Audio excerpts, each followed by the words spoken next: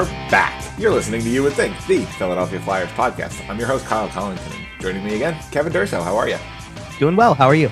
I'm doing all right. It's been a fun couple of weeks, kind of at the height of summer. I saw Simple Plan the other day, it's been fun. But classic summer material, just looking for something to do to buy your time until, Absolutely. I think we did best concerts of all time. Or we've done best concerts before, so we're not going to get into that today. No, I know, but you know what I mean. It's just you're looking for whatever you can to fill the gap. Right.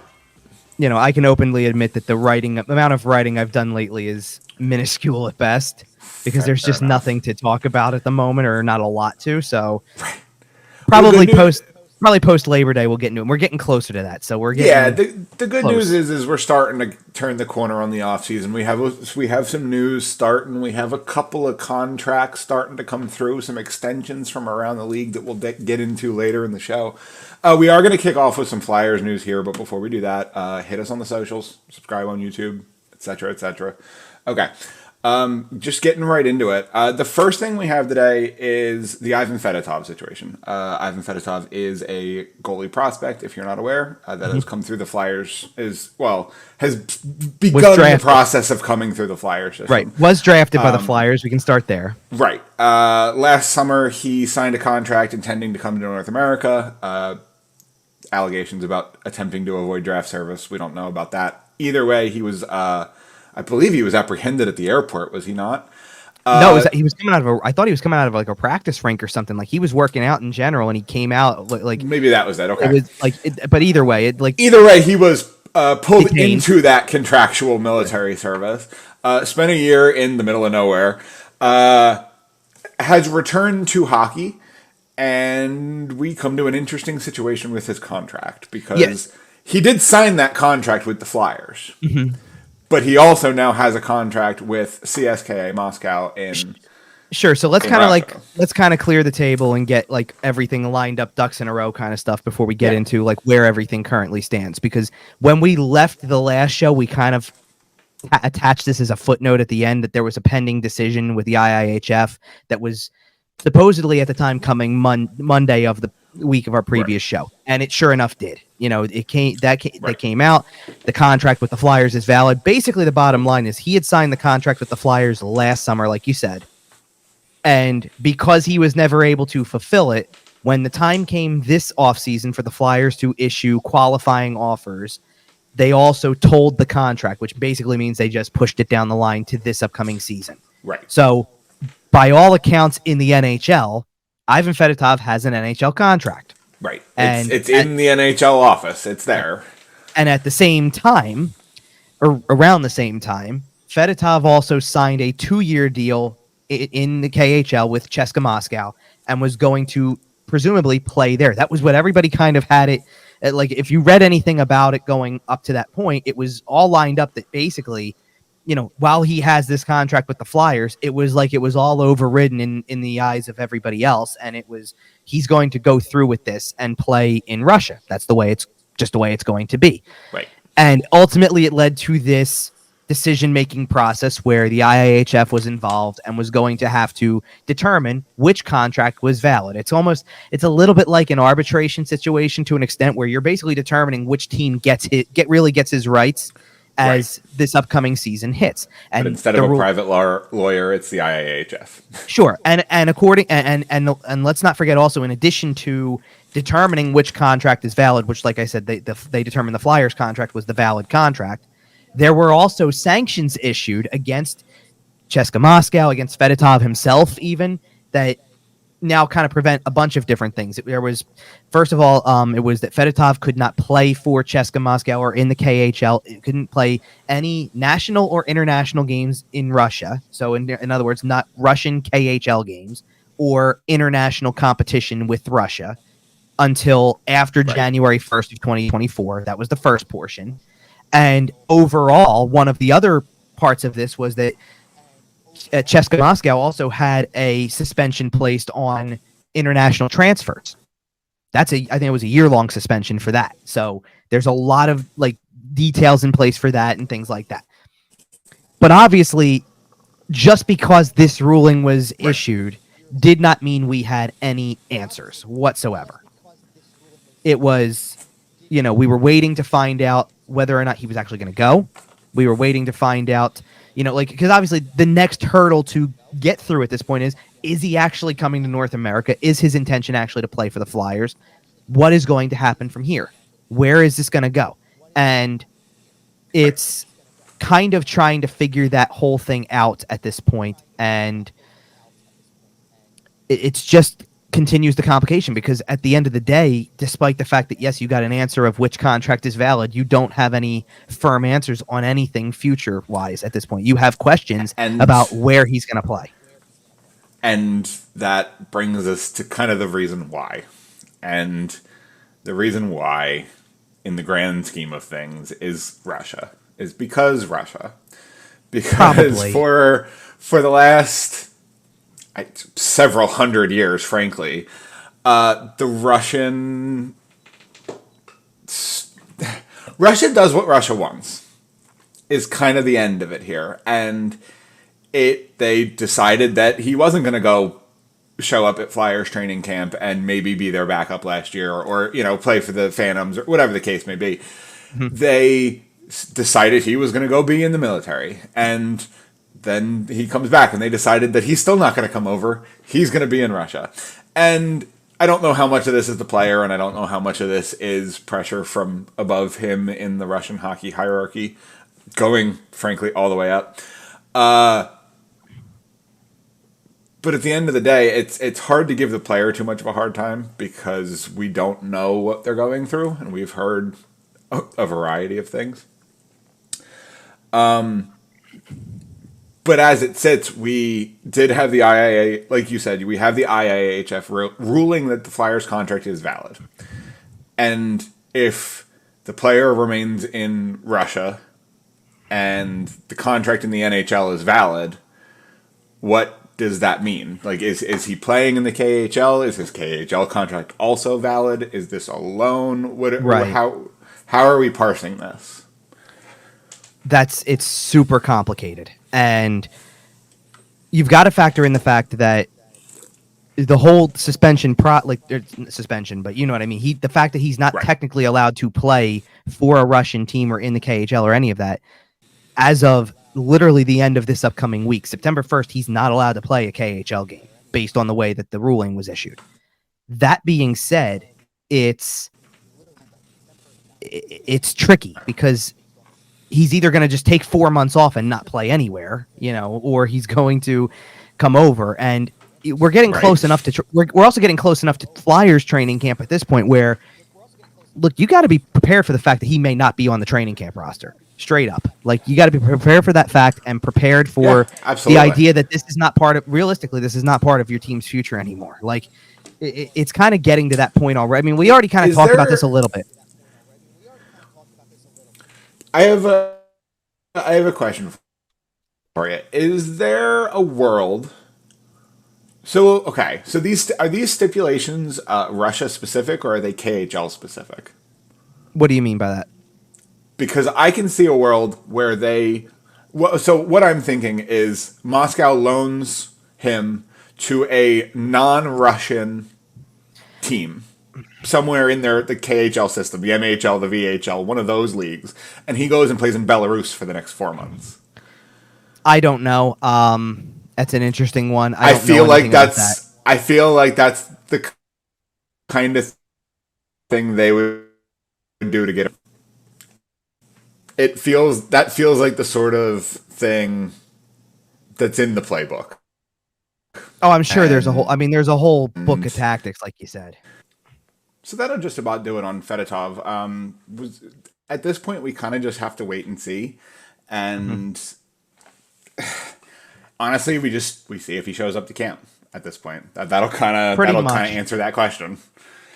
I mean, you might even have answers slightly before that, just because if something happens, I mean, he's not supposed to be able to continue playing in the KHL beyond September 1st. But if something changes, like we were kind of talking about before we started recording the show and stuff like that, he played Sunday afternoon or Sunday, I guess Sunday morning, maybe if you're talking U.S. time here. But like, he played Sunday in a preseason game, right? In a preseason game in the KHL, absolutely. So, like, kind of answers some of your questions already right there. You know what I mean? Like if he's still playing preseason games and it's the week before everything happens and there's, it kind of tells you everything you need to know already. So just kind of leave it at that where we stand.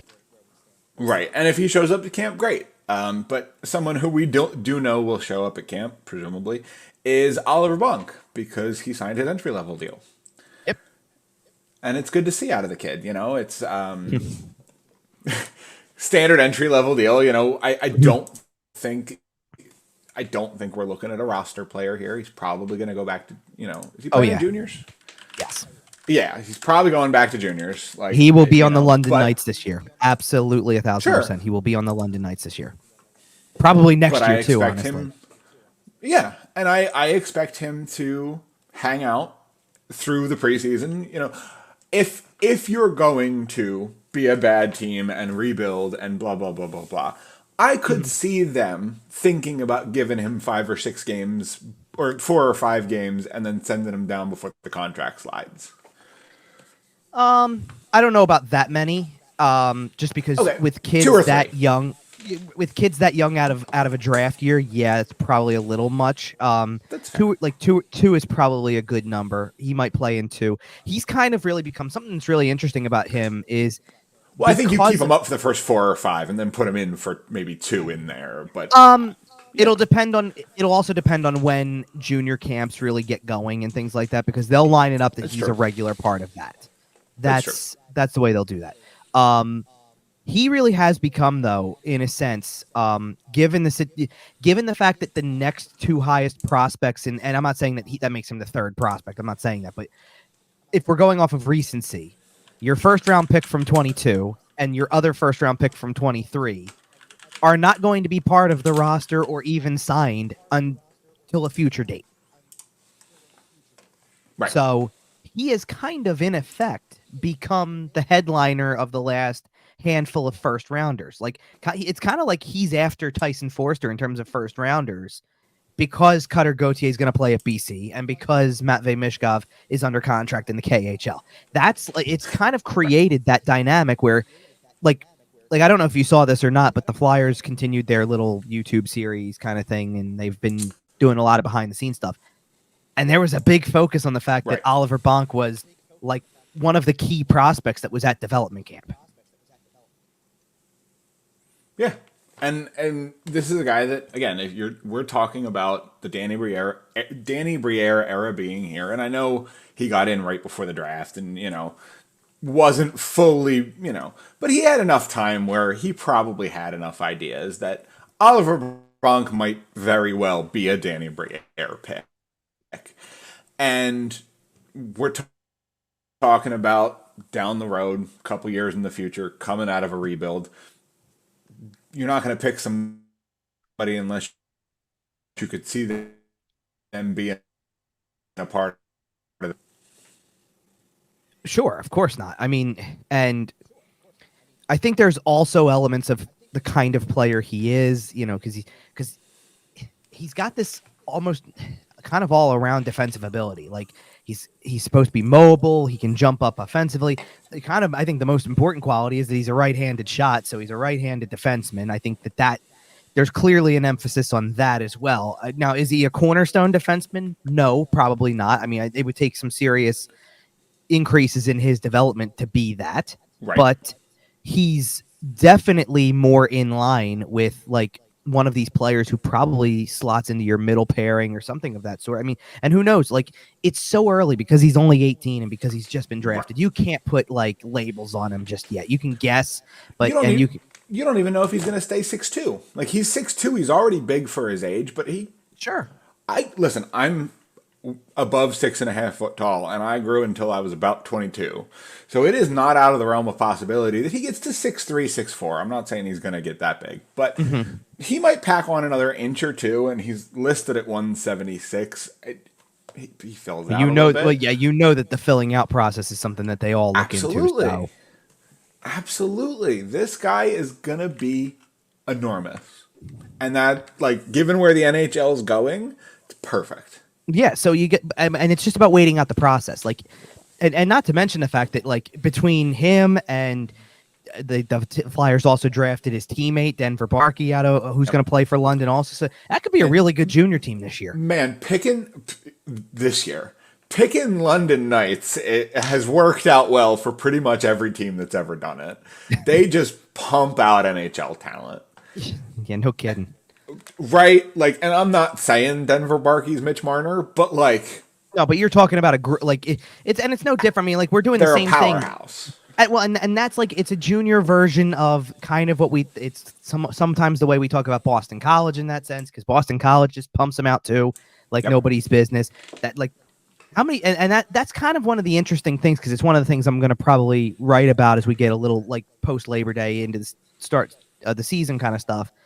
Is how much focus is going to be away from the Flyers a little bit too, because we're going to pay a lot of attention to Cutter Gauthier, and we're going to pay a lot of attention to what Matvei Mishkov is doing in Russia, and we're going to pay a lot of attention to Oliver Bonk and other players who are in this draft class. Absolutely. And we're going to pay attention to the Phantoms more than most people probably do. You're right. I mean, the only way we're not paying that much attention to the Phantoms is if more players than we is if more players than we think are actually getting NHL playing time. I have to believe that there is a significant chance, and like by significant I mean I would say 80% or better already, without even having seen him in training camp, that there's an 80% chance or better that Tyson Foerster is on the NHL roster. Oh yeah. But I'm not going to be overly convinced about maybe some other guys who are down there who maybe got a taste. I'm not going to be overly convinced about Ole Lixel. I'm not going to be overly convinced about Ronnie Attard. I'm not going to be overly convinced about Elliot Desnoyers. Like, there's other players who may get a chance to play up at that level. That they're going to be in competition. So, like, there's a distinct possibility that one of the final defenseman spots comes down to Ronnie Attard and Emil Andre. Who wins? Who gets it? And whoever doesn't probably goes to the minors and plays top pair. Yep. That's how it's going to work. And then you are paying attention to the minor leagues. But what if it's not? What if it's not? So that's what we got to wait for. But that's what's going to make training camp fun. Training camp's going to be fun because it's definitely all about battles. Yep. Yeah, it's going to be all about battles. And then once the battles are over, once you see where everybody lands outside of the obvious players like Gauthier going to BC for another year and Mishkov playing in Russia, and look, sure, the younger players who just got drafted like Oliver Bonk going back to the OHL, playing for the London Knights, all that type of stuff. Once you get past that group, whoever ends up on the Phantoms, whoever ends up somewhere else, like the rest of them that go to juniors, or whoever makes the Flyers out of camp, it's all going to come into play, and then you're going to start to kind of watch accordingly. You're going to try, and you're definitely going to try to access it. Right. Like, it's going to be, I can only imagine how, look, Russian games are a little bit tougher to get a hold of, but I can only imagine how many Flyers fans are going to be tuning in if BC makes, gets any airtime outside of the Boston area. You know what I mean? By the way, a little alert for people who may be watching this or maybe, listening to the show. ESPN Plus has a lot of college sports, a lot of college hockey. When it comes time, if you're looking for these games, try your ESPN Plus app.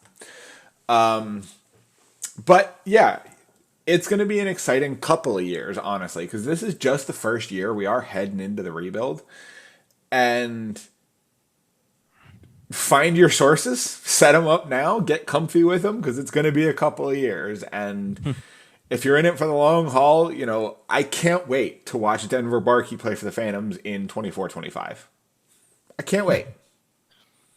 I mean, and we're going to have to wait and see how this all shakes out with everybody. But there's a lot of players who, there's just going to be a lot of players. Like, I don't think that they definitely haven't overstocked their prospect pool yet. That takes years to do. No, of course not. But they've got a lot in place now than they, way more now than they did a handful of years ago. I mean, there's a big difference between getting excited about maybe a goalie like Sam Harrison coming up to make his debut last year, and Ole Lixel, and waiting it out for a guy like Tyson Foerster to come in and then be like, oh, okay, now like Tyson Foerster gets your attention pretty quickly, right? But it's not the same thing with some of the other guys that they've had come up, maybe debut for a handful of games, and then maybe Noah Cates a little bit, because Cates kind of took to it pretty quickly, and that helps. Like, if a guy impresses, it helps. but we'll see. We'll Right. see where everything shakes out over the next few years. But maybe if we want to continue to build off of what we've already started with, because Bonk factors into this, and it's like we said, it's your traditional entry level deal. There's not a lot to break down with it. It was just it was the only other piece of Flyers news we got in the last 2 weeks. So you got to give us that, but one of the things I wanted to bring up is because this, over the course of the last roughly week, I want to say, the Athletic was doing some prospect breakdowns, and it was kind of done as Corey Pronman does his annual breakdown every year, and shout out Corey Pronman, and also shout out the Athletic. It's a great source of sports journalism. So I want to clarify, because it's at the bottom of the article here, that all skaters 22 years old or younger as of September 15th, 2023 are eligible to make the list. So you're ruling out anybody who's 23 years or older. So and that's going to take out a lot of players right off the bat, right? Well, and right at the top of his article, key graduates, he lists Joel Farabee as kind of the most recent guy to turn 23 and age out of what they consider a prospect, and that's fair. And you can also fill in the blanks of some of the other guys who have recently enough graduated, because Morgan Frost is in that category. Owen those are guys. Owen Tippett and Morgan Frost are both 24. Right. So you're in that range where it's like, they're out of this 23 running pretty recently. Well, no, but they're still young key pieces. Exactly. Like they're still young enough to be key pieces of the future. It's just they're not going to make this list. So don't be listening out for their names. That's all. Now, it's not really a secret who the top 2 on the list are, because we've already mentioned their names on multiple occasions already on this show. So Mishkov is number 1 and Gauthier is number 2. And that's pretty unsurprising, obviously. I mean, right. I mean, you ask most scouts before the 2023 draft and ask them who the most talented player is, and they'll tell you Connor Bedard, and that's fair. But ask them who the second most talented player is, and a lot of them would tell you it's Matvei Michkov. Sure, and we've seen, there's clips that float around, and we've seen a few of them and things like that, and it is what it is. I mean, it's a lot of preseason games, so you have to take that with a grain of salt. Obviously, it's preseason. Of course. We'll have to wait and see what happens when his regular season starts, what kind of role he gets, and things like that. It's going to drive people crazy to an extent if you try to overanalyze everything for the next 2 to 3 years. Right. Like a little bit. Like you got to kind of pump the brakes a little bit and just roll with the process here a little bit. Like it makes way more sense, especially going off of the entirety of last year. It makes way more sense to be pumping the tires heavily and really I wouldn't say overlooking, because overlooking is kind of not the right word there.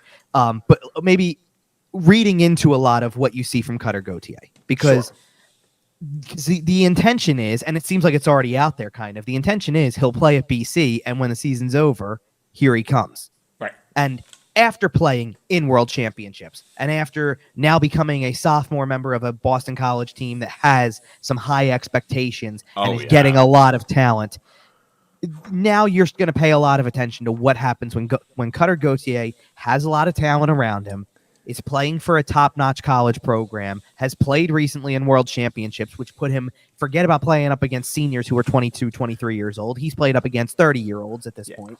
Boston College is going to be a fun team to watch this year. And if you come away from that thinking, wow, look at how great Cutter Gauthier looks at this level, you have reason to read into it a lot, because that is something that is something that is very much on the table for next year. Like, he's probably a Flyer next year. That's the way that this is shaping up to be. I don't expect him to spend a whole lot of time, if any, in Lehigh Valley. Exactly. Now, if you do the same thing for Mishkov, who has years before he's probably coming over. Michkov's definitely walking straight in. He is, but you can't. But if you've got years to get there, just watch the progression instead of trying to overanalyze who he is at 18. Right. Because let's put it this way. He's going to do things where he's making a mistake. He's going to make mistakes. He's playing in a professional, and exactly, not only that, he's a kid playing in a professional hockey league. Right. It's not the same thing as, hey, we sent you back to juniors. You should know better than to do that against the 16-year-old who shouldn't be able to take the puck away from you. You know what I mean? Like, if he plays against, let's put it this way. If I'm not mistaken, didn't his team just sign Alex Galchenyuk? I think I just saw they just signed because Galchenyuk obviously was going to have a contract in the NHL, and then that didn't went by it. Yeah. Yeah. But I believe that just happened. that Alex Galchenyuk just signed there. So, but That's and it's and that's not to make it seem like he's, that's a guy who's gonna like seriously help improve, improve the roster a ton or improve his play. But it's a North American pro to pick his brain to figure out how it works. Yeah, he did. So Galchenyuk just signed there, and but the point being, that's not a player who's between the ages of 18 and 22, or even 25 for that matter. That's a player who's been around the block a little bit, who is now a teammate of his. Exactly. Like, just is the way it is, and obviously there are players on that roster who are also not in the same position as Mishkov is, like Ivan Demidov, who is a highly touted prospect for next year's draft. Like, you've got guys like that too. So you've got to factor all of these pieces in, but just don't overanalyze Matvei Mishkov so much in year one of this time in the KHL and post draft, and like enjoy what he does and understand there's going to be growing pains as well. I do just have to say, if you're a Spit and Chicklets listener, man, Galchenyuk's going to be a menace on the Russian gas. Oh, goodness gracious. Anyway, I agree that you shouldn't be reading too much into Michkov at this point in time. He's playing amongst men. He is still a kid. He is 5'10". He's not enormous. Like we talked about Bonk being enormous. Michkov is not. And that's not to say also that once the regular season starts, don't get excited about a highlight reel play if he makes one. Like, of course, get excited. But playing amongst men. But just also, just slow down a little bit. With it. Like, and the scoring in the KHL is weird anyway, because it definitely is. But it's such a league of haves and have-nots that games are either nothing or 14-2. It's really crazy. It's a wild league, and stats coming out of that league, like most information coming out of Russia, is not really to be trusted. It's a little bit. I mean, like there's also an element like I remember when a lot of Flyers fans were really heavily invested in the Swedish league, because at the time it would be like Oscar Lindblom and Sam Ersson and Felix Sandstrom, and they were all playing at the same time, kind of. Yeah. And and I remember it was great. I guess it was great to have a bunch of goalies at that time, because the scores were always like 3-2 and 2-1 and stuff like that. Like if you had 13 goals in the Swedish league, you were like an elite goal scorer. Yeah, it's wild. Like, it was pretty crazy. It's amazing how many players come over here and just pop off, and you look at their numbers from over there and you're like, man, they didn't do much. It's like, no, they did. That's elite scoring. Oh yeah. So do we want to go through a little bit more of the rest of this list just to kind of piece together some stuff? The usual names do pop up, established NHL names like Cam York. For the most part, I mean, there's some interesting things in here, because, like, for example, we just talked about Emil Andre a little bit, and in Pronman's article, it has that he has a chance to play. I think he's probably a little higher on the list than that, probably. Like, first of all, the guy's a smooth skater. Like, he's really good in that respect, and he'll play at some point. Like, even if he ends up not necessarily winning that roster spot and making the opening night roster, like, I mean, first injury on the blue line, Emil Andre's your call up. More probably. I mean, and they know what I think that they know what they have. It's why think about how quickly kind of things came together with that, like that he was signing an entry level deal and things like that. Like, at one point in time, I think they started with him as an amateur tryout, that he was gonna, when his season was over overseas, he was going to come over on an amateur tryout, and it was like pretty quickly something like changed. Like, it became no, sign him to the entry level deal ASAP, because right now, if you don't risk anything about him not being part of this franchise moving forward. You're going to want him around, so just important to keep in mind there. So, like, that's all I'm saying. Like, because that's an interesting one when you consider some of the other players we're going to get to. Cam York is third on the list, which I understand. Like, he still, first of all, he still qualifies under the age limit, obviously. Yep. And he's going to be probably a top 4 defenseman in the NHL this year. Absolutely, 1,000%. And he's going to. You're looking for him to take a bigger step, obviously, because he's got some. Like, we've seen some flashes of skill, and we've seen, his defensive game can be solid, but he's got to do it more consistently, obviously. I mean, and he didn't get a full. If we're being technical about it, he didn't get a full season last year just because of the fact that he was down in the minors for a good chunk of the beginning of the season. I don't think he didn't really get regular time until December. Right. And then from there, he was up for good. I think he finished with 53 games in the NHL or something like that. So yeah, you're working towards something, but now, like, I don't think there's, like, especially after you traded Ivan Provorov in the offseason, it's kind of no doubt where he's going to stand now in terms of, like, you're going to make the team. He's kind of going to slide into that Ivan Provorov spot here, I think, pretty cleanly. A guy we had high expectations for, that he's going to turn out to be good, and that's great. It's a little different for him for two reasons to me. Number one is that he did go a little lower in the draft. Like, when Provorov goes top 10, you do really have lofty expectations. It's valid. York went in that middle of the pack kind of area where you start to think you're getting good, not great per se. Like, you're happy with. Sometimes, I mean, depending on the draft, obviously, like this, I don't know if you're happy about it this past draft year, if your 14th overall pick isn't playing a little bit like closer to a top 10. Fair. But in most drafts, if you pick 14th overall, your answer usually is if he can play second line, second pair, something of that nature, you did pretty well. And it seems like that's where Cam York is at this point. And he is still young enough that if he does level up his game and take that next step, it's not insane to see him as kind of a lower end top pair defenseman, but that's fine, So I'm going to be able to go through the next two on the list really quick because we've already talked about them a little bit. Oliver Bonk was 4.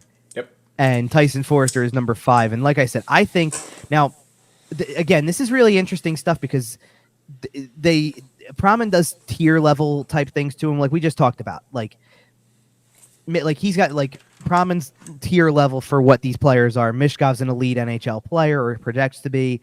Gautier's a top of the lineup player, and this all makes sense because this is exactly the way we've kind of treated this, right? And then we just said, York is kind of more middle of the lineup, and we just talked about Bonk being a little bit like that too.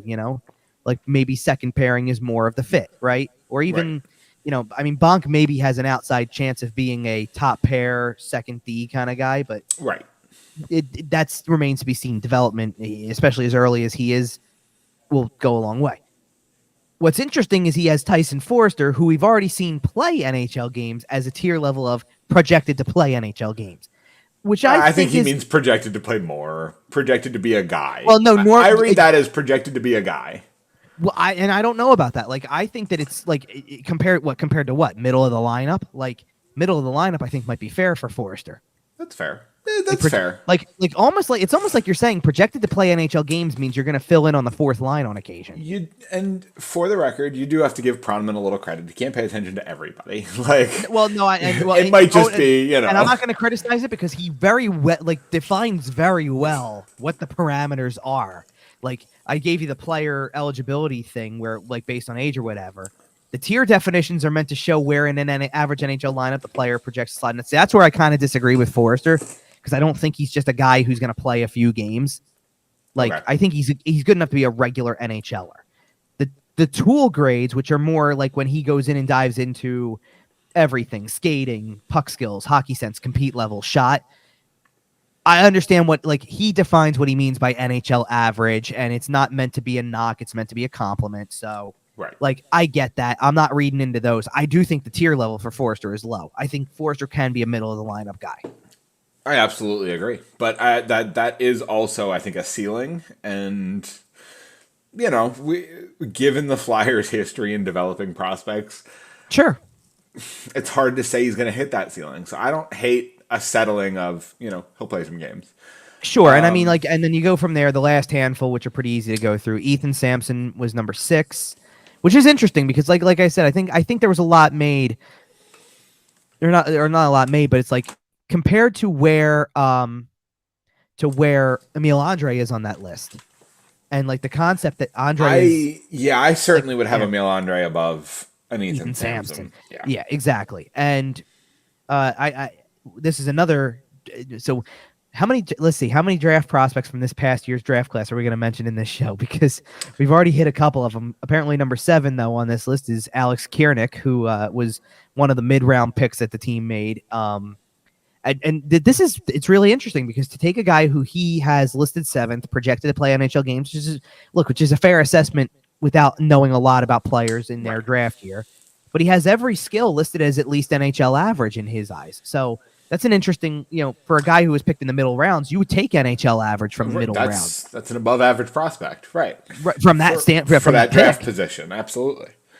So and by the way, the last player on the list, other than the guys who he lists as has a chance to play, number 8 was the only goalie to make the list, which would be Carson Bjarnason. Yeah. Phew, a name that Jim Jackson is not going to be a fan of.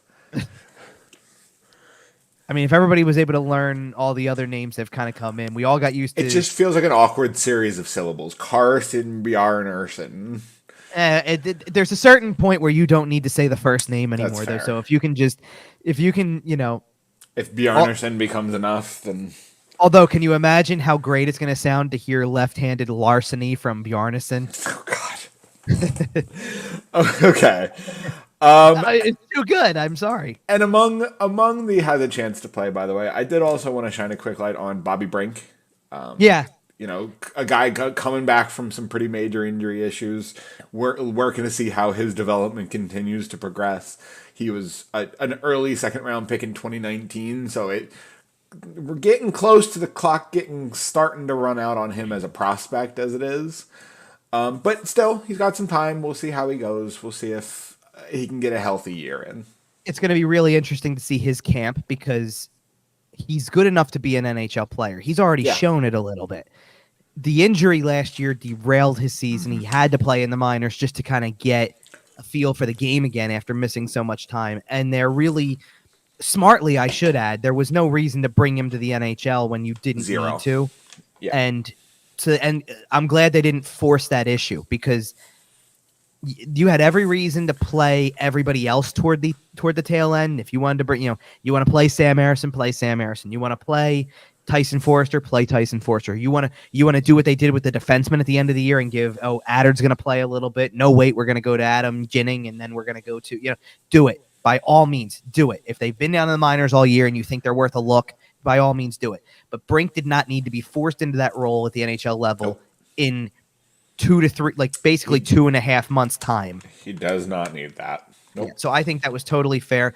It's, and obviously when we're talking about the prospect pool a little bit, one of the interesting things to kind of keep in mind is, this is something where you kind of have to have a little control and also not getting too far ahead, but it's also kind of hard because of the fact that you do want to look ahead and think about the possibility that if the team is not very good this year and ends up in a lottery spot and you see the names that are floating around and you're going to hear about them more and more as the year goes on, then you start to let your mind wander about, well, what happens if they get one of them too? Yep. Especially when you're also holding on to a draft pick of a team the first round draft pick of a team, I should say, that is going to start the year really hampered by injuries. Right. That went so far in the playoffs last year that they emptied the tank, had players that were barely able to even physically get on the ice practically, that still did, and lost a lot of pieces along the way too, because there's guys who are not back, who did not come back, and they tried to replace them, but we'll see where that Florida pick goes and what happens if Florida doesn't either makes the playoffs and gets knocked out quick or doesn't win the lotto. I was gonna say it is top 10 protected, so nothing. Oh, I'm talking about what happens if it's 14th. Right. Well, here's the thing, though. I can also see Florida. I'm looking at that potentially as a longer term piece. So what if Florida does just completely fall apart here? Exactly. It's a top 10 pick this year. Okay, that's fine. They keep it and it slides unprotected. Come on. It could be interesting. I mean. Yeah. The only downside would be if it slides is that they would then be able to go into a full season probably more healthy. And let's put it this way, they still have guys who we know can play really well. Yeah. I mean, if you're telling me that in not next season but the season after, if you're able to start from the beginning fully healthy, Matthew Tkachuk is fine, Brandon Montour is fine, and Carter Verhaeghe is fine. Everybody's fine, and by the way, who cares if who cares if Sergei Bobrovsky's your goalie? It might be Spencer Knight again by that point. Yep, that's valid. You would love it. I think everybody would love it if this pick turns out to be in that 14th number 11, range. Right? Well, 11 would be ideal, obviously. But being realistic, you really would love it if it was 14. Absolutely. In addition to the fact that you're probably picking top 10 for sure. Yep. Maybe even closer to, who knows, maybe closer to top 5. We'll see. But you're getting a lotto, like sort of a lotto pick. You're getting a chance at the lotto pick, I should say, is what I mean. Well, and what you're getting is a first round pick, which can be used in transactions. Sure.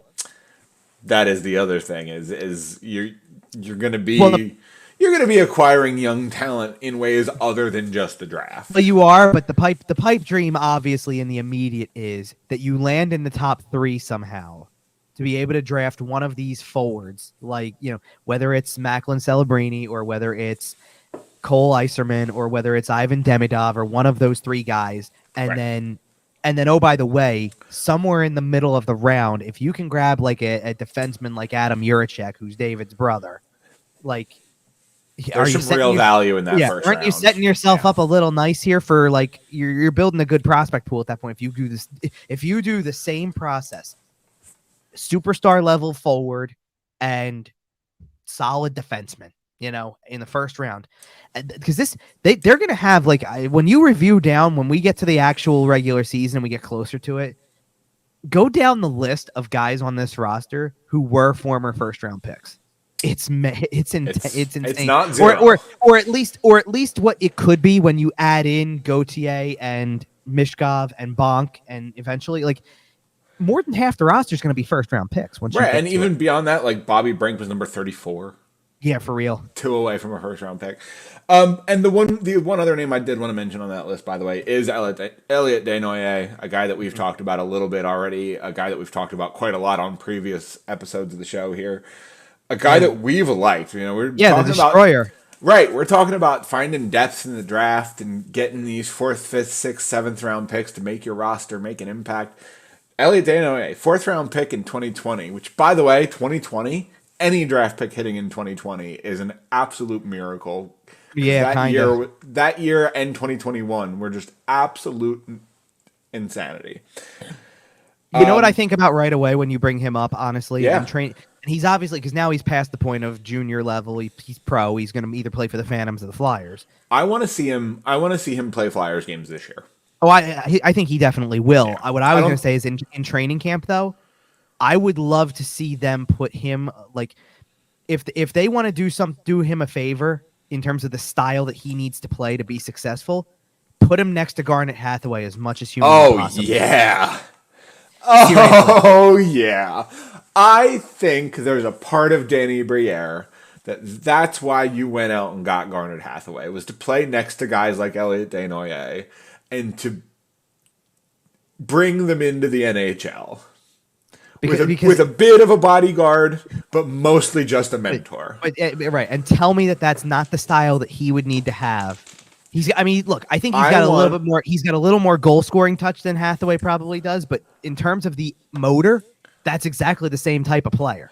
I want Elliot Desnoyers to be the biggest jerk in Flyers history, and that is saying something. Okay, this team employed Mike Richards. Come on now. Okay, so you also want him to hang around Travis Konechny then? Absolutely.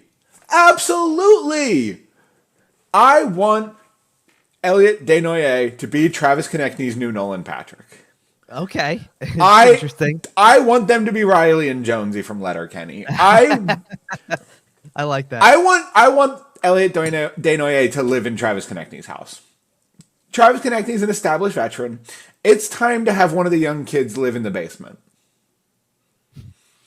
You're on this team. He's got, four more years left on his deal? It's time to be a good veteran there, Travis. Oh, no, Konechny only has 2 left. He's only got 2 left. I'm sorry. But still, it's time to be a good veteran. He's okay. So fine. If he's 27, or he will be 27. If you want him to live with somebody who's got more than 2 years left on his contract, then just say Scott Lawton. Okay. Oh man, I really thought. Yeah, exactly. I mean, listen, I want everyone to live with Scott Lawton. I want Scott Lawton to just open house. And if not Lawton, if room is full everywhere else, there's no room at the end anywhere else. No, there's no room in Garnet Hathaway's house either. Oh, I guess we'll send him to Nick Delorier. I knew you were going to go there. All right. So we're talking about contract values. We're talking about who's going to be here in 2, 3, 4 years. Yeah, speaking of 4 years. I teased earlier in the show that there have been some contract extensions around the NHL, and there have been a couple. There have been a couple. Nothing really of super significance outside of the biggest contract in the NHL, at least in terms of AAV. Because Auston Matthews signs a 4-year extension at, what is it, 13.25? 13.25 mil, yes. For 4 years. Hit him with the 4 like Auston Matthews. Hit him with the 4 like Auston Matthews. I mean, that just is poetic. Just like that's poetic that it was 4 years. So, Kevin, in year 5, can we talk about how this is already a failure? No, I'm kidding. But when will he go sign in Arizona, though? That's interesting. Well, by that point, you would hope that you would think and hope that they would have. You would think. Okay, but we probably thought that 6 years ago when they got kicked out of Gila River or whatever it was. That's true. But 4 years, biggest contract in the NHL in terms of AAV, surpassing Nathan MacKinnon's 12.6. But he will hit the market again in 4 years. And with what we have heard about the cap and the fact that we expect the cap to be maybe as much as $10 or $15 million higher 4 years from now, does it make sense for him to be kind of hedging his bets like this, getting the opportunity to hit the market at age 30 and get another big contract with kind of that expanded cap? And are we going to see more of this? I think. Well, I'm kind of going to answer your second question first, I think, because sure, for him it makes tons of sense because he does position himself to have another big contract. I mean, does anybody have any reason to believe that this guy's going to slow down in the next 4 years as an individual? That no one's going to pay him like this? Right. Like, absolutely. He's definitely done himself a service in terms of preparing himself for another huge and not even just to prepare himself for another huge contract, but you're setting yourself up for exactly that, like 7 to 8 year length where it's like, the last 3 years might suck, but that's okay. Sure. Right. They're not going to suck for him. It's not it's an interesting contract in the sense that first of all, like the cap hit portion of this and everything like that, it depends on how you look at it. Because let's put it this way. You just brought up that the biggest contract prior to this was Nathan MacKinnon's. And then obviously, and MacKinnon surpassed Connor McDavid 12.5. And so on, right? Like everybody kind of has been surpassing themselves a little bit in a way. Like Matthews is one, even prior to this cap hit once it kicks it, because it's not going to kick in for another year. Right. He does still have 1 more year left at his 11.634 number. Which, in fairness, is the 4th highest contract in the league right now. So that's what I mean. And then beyond that, it's Erik Karlsson, David Pastrnak. When you sign a guy to a deal for the 4th highest value in the league, and then he goes out and scores 60, you got to pay him. Sure. And he is, by the way, 121 goals away from tying Matt Sundin for the all-time Leafs record. That's crazy. Okay, how many does Matt Sundin have? Don't look it up. And I believe this is as a Leaf, too. Oh, as a Leaf? Oh, yes. Because that's actually an important... It's franchise record. That's an important clarification since Matt Sundin also, maybe way lesser known to people who don't remember. For Quebec, yeah. Yep. Just back when the Nordiques were a team. Just prior to the Colorado move, too. It was very close to that. He just missed that cup. As a Leaf, how many goals did Matt Sundin score? Well, I just told you that Auston Matthews is 121 behind him. So if you know how many Auston Matthews has, that'll get you there. Yes, that's what I'm trying to think of because I know Auston Matthews. Let's just say he had 60 in a year. Obviously, Auston Matthews' first goal this season will be a major milestone for him. I think Matthews is at 300 already. He is at 299. Yeah, so he's at 300 right now. So Matt Sundin, I was going to say Matt Sundin is at 420. Right. So I was going to say, in my head, I'm like Sundin did not score 500 with Toronto. But Auston Matthews, the owner of 160 goal season already. Yes. I was actually just going to look up his goals away. Yeah, I was actually just going to look up too because Like There is a world where he scores 60 this year and 61 next year. That was exactly where I was going. Now it's much more likely that he breaks it in, around Christmas time of year number 3. Sure, but still, he has set himself up to, over the 4-year span of this contract, even if he misses his annual 6 to 10 games, because he does play a bit of a physical style, and has had some hand and wrist injuries. If he misses his typical 6 to 10, we are probably looking at that 3rd year. But still, we're looking at this kid who at 26 years old is poised to, over the next 36 months, become the all-time leading scorer for an Original Six franchise. I'm going to tell you what, looking at his entire just career statistics and everything like that too, it blows my mind how many times we're going to be able to say this about players that played over this time frame, how much the half year of 21 and all that, how much that did to some numbers. It has done some insanity. Well, the only reason I'm bringing it up is because, okay, so for example, in the 1920 season, so obviously got cut off at the tail end. He had played every game of the season at that point, by the way, because 70 was in the right range. Like everybody had played something like between 68 and 71 or something like that, right? In the darkest timeline, Alexander Ovechkin gets hurt 6 games before he would break the record. Oh, sure. In just the darkest timeline. But what I'm getting at is that for a team that had still at least 12 games to go in their season, roughly, or around 12, or however you want to look at it, he already had 47 goals that year. He was getting to 55. Come on. I know. Yeah, absolutely. And then he might have been pushing 60, honestly, because he is the hat trick kind of guy. Sure. And then in the next year, I'll level. He only missed 4 games in a 56 game season, so 41 in that time frame is still ridiculous. But imagine if it was the full 80. But imagine if it was the full 82. He was scoring 60 that year. Yeah. So okay. Alexander Ovechkin is the greatest goal scorer in the league. Mm-hmm. Auston Matthews is the best goal scorer in the league. Well, right now. Oh no! You're definitely there's an L. Well, you're right about that. But here's the reason why I'm thinking that, because as much as everybody's going to follow the Ovechkin timeline and how and the eventual point where he does become the greatest goal scorer of all time by number, right? There's reason to look at the pace, the projection that Matthews is on, and think if the guy can play until 40, he'll do it. Okay, but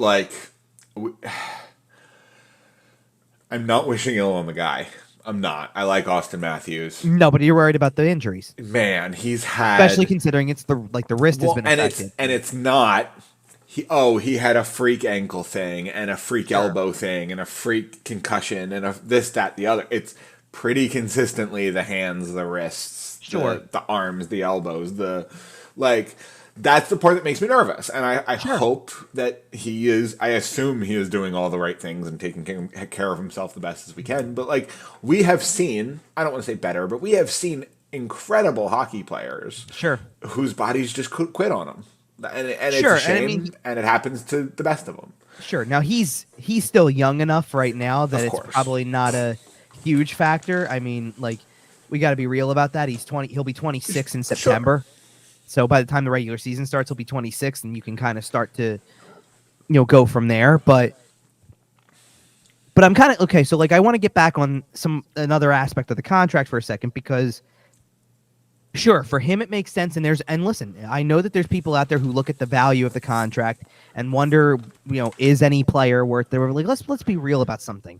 Any of these players who go out, if you go and look at, take what Connor McDavid did this past year, what David Pastrnak did this past year, what Auston Matthews is capable of doing with a 60-goal season, what Leon Draisaitl is able to do, even just the overall spectrum of what Nathan McKinnon can do or what Cale Makar can do, guys even like that.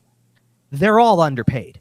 Oh, yeah. In terms of the way that other athletes get paid, they're all underpaid. So, did you hear the stat? So, the contract that Auston Matthews signed, 4 years, $53 million, 13.25 per year. Mm-hmm. It was the exact same contract in terms of length and years. Nothing beyond that. Okay. As Grant Williams. Do you know who Grant Williams is? He's an NBA player. He's an NBA role player who is the 113th highest paid player in the NBA. Sure. The NBA They're all underpaid. Well, the NBA is a star-driven league, and if the NHL acted like the same way, then yes, you would like. It's no different in most of these other sports. Why do you think every quarterback in the NFL goes out for the max deal that is, whatever it turns out to be, making 40, 45, $50 million a year? Why do you think that happens in Major League Baseball? Sure. Because there's kind of no capping it like that. And that's what I was about to say, is that it's the game that NHL players play is cap percentage. What's the percentage of your cap the day you signed it, right? Everyone talks about that Sidney Crosby 8.7, blah, blah, blah, blah, blah. Auston Matthews' contract is, I think it's 15.8% or something like that of the Leafs cap at this, or at the day it's expected to kick in. Obviously, we don't know exactly what the cap will be, but the day it's expected, what it's expected to be. That is in line with the extension that McDavid signed. Sure. It's a little tiny bit more than McKinnon, but I mean, McKinnon was coming off such a value contract, it was going to be hard for him to get paid regardless. It's in line. The problem is the cap has just been so stagnant for the last 3 years for world shutting down reasons. That it's hard for a player to argue that his fair share of the cap is 18 million or 19 million or whatever Auston Matthews should, quote unquote, should be paying. I know Dom Lucian did do an article about, what Auston Matthews' true value would be.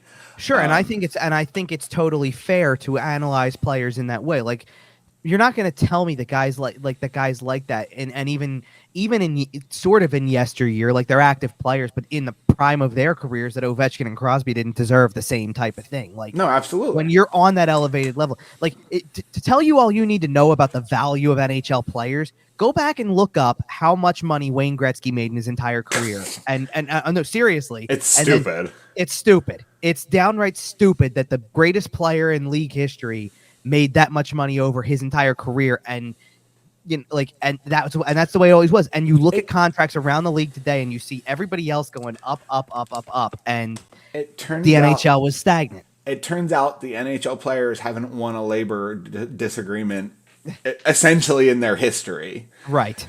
But anyway, international hockey's coming back in 2025. A World Cup of some variety, I guess? Question mark. Yeah, maybe. I was one more thing on the Matthews thing for a second, because you were talking about, like, when you're talking about cap percentage. The other thing you have to factor in when you're talking about Matthews is what team he plays for.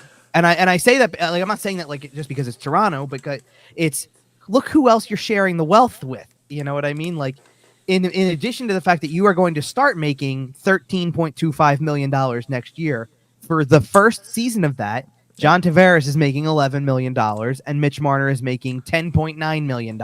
Yep. And oh, by the way, Morgan Riley is making $7.5 million. And there's another, there's just another big name free agent that's going to be on the market next year who needs a contract, who also could be making that level of money. William Nylander or anybody. I was going to say, there's Nylander, and Marner's only got 1 year left. Well, Marner's got 1 year left, but so Marner will still be under contract.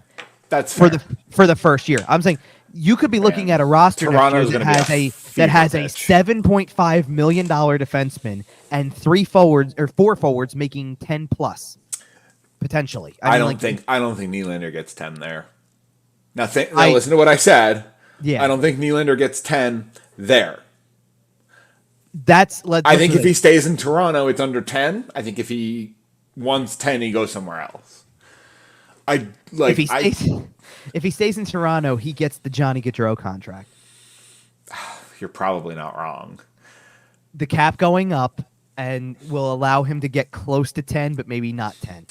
And that's the price you're going to have to pay. He would get 10 if he decided to go and be the big guy somewhere else, or he might be under 10 if he decides I want to try this. But is there a world where they convince John Tavares to fake an injury that last year and retire? I don't know, but I mean, Tavares. That'd be mighty convenient. He's starting to get old. Like, it's not. He'll be 30. He'll be 33 by the time the season starts, and then you factor in playing 2 more years. He'll be 35. So going into the 25. And the dude has some hard miles on him. He has taken some damage over the years. Specifically, I'm sure you're thinking of the one in the playoffs a handful of years back. obviously not this past year when he played heroics for Toronto in the first round.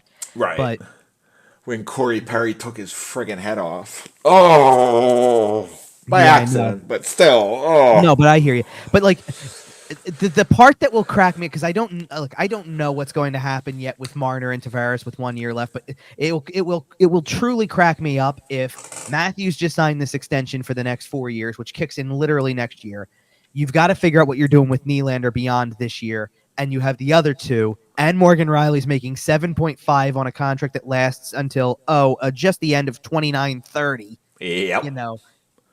Can you to be fair, he's earned every penny of it. No, but can you imagine if they go forward with the concept, with the belief, especially when you listen to anybody who's in Toronto, the belief that you've got to break up this core four? Can you imagine if it moves forward for the next 2, 3, 4 years of it's going to still be the core four? I think that's why Kyle Dubas is in Pittsburgh. So you think that Treliving is going to step in and do something about this? No. I think you think that Dubas, core four is there. I think you think Dubas wasn't going to allow it. I think Dubas. Quite frankly, I think the Leafs are in a fairly similar situation to the Flyers under Chuck Fletcher, where it's not particularly more and more like it, doesn't it? Well, it's not particularly the GM doing the job. It is the president of hockey ops. It is the people above him.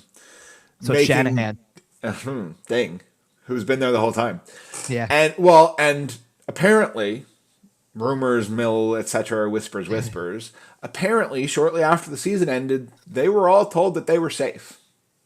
What's that? Shanahan and no, the core four. Oh, the core four. Yeah. That none of them were getting traded. That they weren't going anywhere. That blah blah blah blah blah. Well, shortly after Kyle Dubas. That whole situation where, Brendan Shanahan decided during a drive home to fire him, and some of the strangest press conferences in history, by the way. Is that almost as good as showing up to Bruce Cassidy's living room to tell him he's fired? It's probably better. Like, honestly, if you think about the insanity of it. Or having Gerard Gallant take a taxi home from, the game after he's fired. Right. I mean, Brendan Shanahan essentially said, I told him I'd sign him to a contract, but then I got stuck in traffic and I decided against it. I don't know. Go back and watch the press. It was a mess.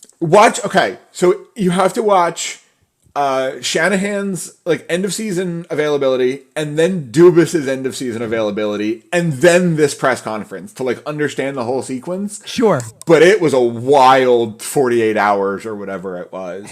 But I think that's the reason is that Kyle Dubas ended up leaving is because he was going to trade. Frankly, I think he was going to trade Mitch Marner.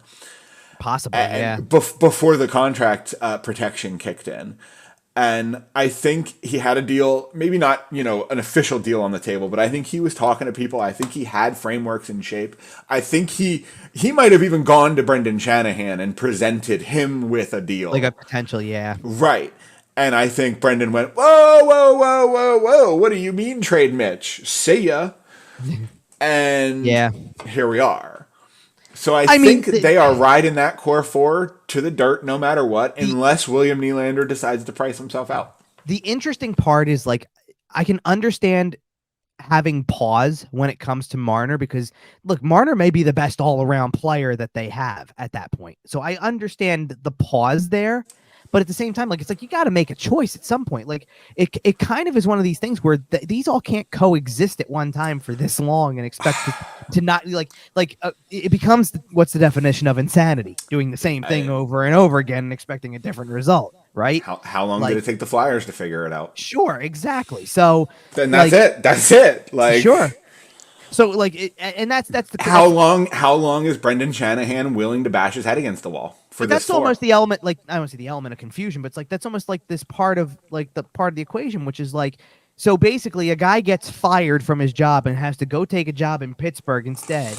Poor guy has to go get paid millions of dollars to GM for having the gall to show up to the president of hockey operations office and say, "I think I'm going to trade a star." And that's why the NHL, winding it back to your original point, that's why the NHL is down here when all of these other leagues are all the way up here. It really is. And it's... It wasn't... this isn't anything against, Brendan Shanahan personally. I'm sure he's a great guy, but that player, obviously. Oh yeah, but that attitude about, well, no, we have to keep this together, and also you're fired for disagreeing. Like, look at what Brad Treliving just did in Calgary last year. Like, he organized a big old trade, and I know it didn't work out, but you traded a star in Matthew Tkachuk for a star and a half in Mackenzie Weegar and Jonathan Huberdeau. Brad Treliving made a great trade, and I know it didn't work out for Calgary that year, but Calgary had bigger problems than the fact that it was just the stuff from the trade. Exactly. But I just mean we've seen big 1-for-1 superstar trades recently. Like, it's not out of the realm of possibility that you could find fair value for Mitch Marner. It's not even just it doesn't even have to be 1-for-1 type trades anymore. Like, in general, let's this way. This is a league where if Wayne Gretzky can get traded, anybody can get traded. Man, like, seriously, it must be midsummer if we're pulling all these old cliches out the book. Hey, listen, it is the month of when that trade went down. That did happen in August. One of the first things if you've listened to this show for a while, you know that I'm a Steve Dangle fan. One of the first things Dangle said was that little part in my brain. So the contract is essentially all signing bonus. Oh, sure, no kidding. I think he's getting paid like less than $4 million of actual salary. I wonder if it'll actually tell me that if I go. It should be on CapFriendly. It should be on CapFriendly. I'm looking at. Yeah, I want to see this. And the little voice in the back of Dangle's head went, "That'll make him easier to trade."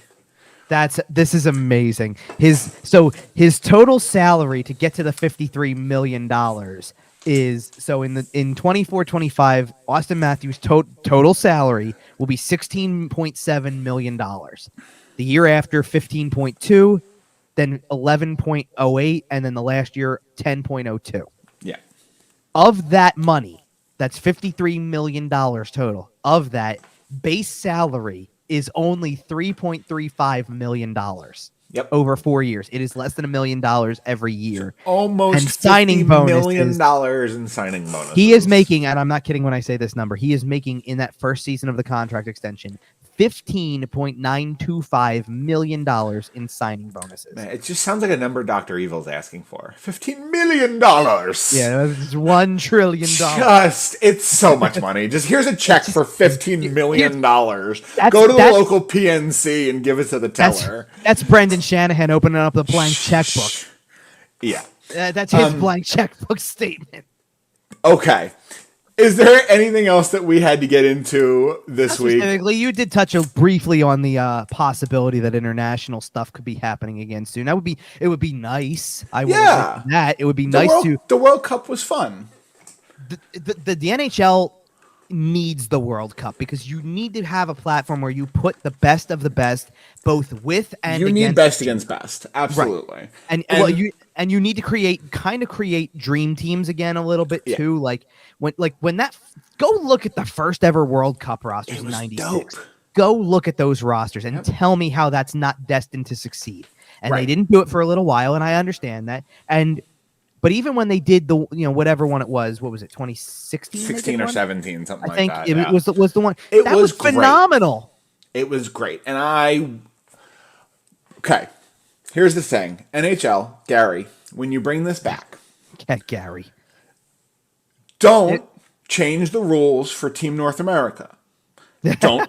Leave it as is. Leave it as is. I don't care if all the old Canadians and all the old Americans complained that the kids were beating them. I don't care. Keep the rules the same.